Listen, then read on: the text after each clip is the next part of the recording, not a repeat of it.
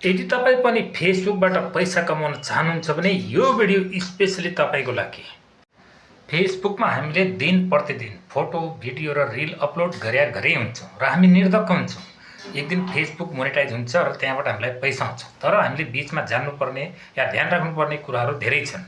Facebook monetise होला त कसरी होला, नहोला त किन नहोला, त्यसको कारण के छ, कतै हामीले केही सेटिङ अन अफ गर्नुपर्ने त छैन।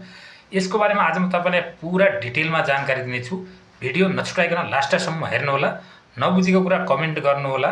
अब हामी फेसबुक मोनेटाइजको बारेमा डिटेलमा जानकारी पाउनेछौँ। त्यसको लागि सबभन्दा पहिला आफ्नो फेसबुक ओपन गर्नुहोस् अनि त्यसपछि यहाँ माथि 3 लाइन देखिरहनु भएको छ नि, यहाँ क्लिक गर्नुहोस्। त्यसपछि आफ्नो प्रोफाइल ओपन गर्नुहोस् या पेज ओपन गर्नुहोस्। त्यसपछि यहाँ पर्सनल डेस्कबोर्ड यहाँ छ नि, यसमा क्लिक गर्नुहोस् अनि त्यसपछि यहाँ मोनेटाइजमा क्लिक गर्नुहोस्। यहाँ यता हेर्नुहोस्, मोनेटाइज देखिरहनु भएको छ नि, यसमा क्लिक गर्नुहोस् अनि त्यसपछि यसलाई स्क्रोल गर्दै तल जानुहोस् अनि यहाँ तल बिचमा कन्टेन्ट मोनेटाइज भनेर लेखेको छ नि, त्यसमा क्लिक गर्नुहोस् अनि त्यसपछि यसलाई स्क्रोल गर्दै माथि लैजानुहोस् अनि त्यसपछि सपोर्ट होम यहाँ तपाईँले देखिरहनु भएको छ, सपोर्ट होम, यसमा क्लिक गर्नुहोस्।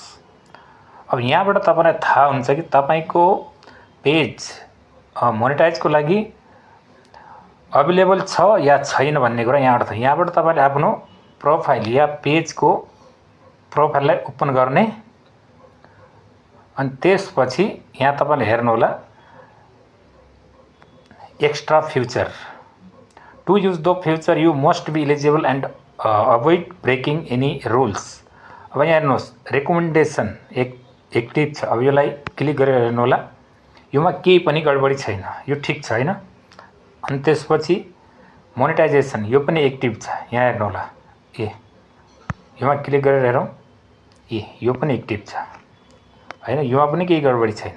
त्यसपछि मार्केट प्लेस यो पनि एक्टिभ छ, यसमा पनि केही गडबडी छैन।